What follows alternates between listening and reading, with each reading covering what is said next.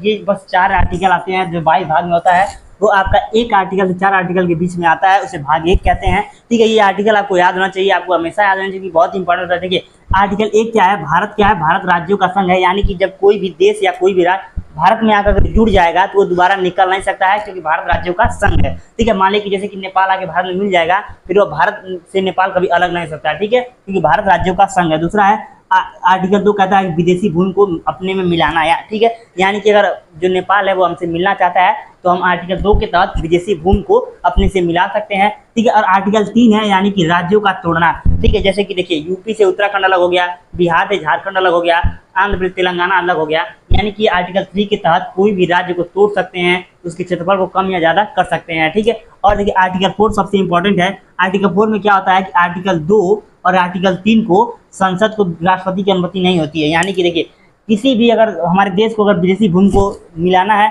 तो राष्ट्रपति से अनुमति नहीं लेनी होगी। अगर आर्टिकल 3 में कहता है कि अगर भारत में किसी भी राज्य को तोड़ना है तो उसमें राष्ट्रपति की अनुमति नहीं लेनी होगी। ठीक है, और देखिए जो यानी कि आर्टिकल 3 और आर्टिकल 2 जो है वह आर्टिकल 368 से बाहर रखा गया है। ऐसा कहा जाता है कि जो ये आर्टिकल 368 से बाहर जो रहेंगे उसमें राष्ट्रपति की अनुमति नहीं दी जाएगी।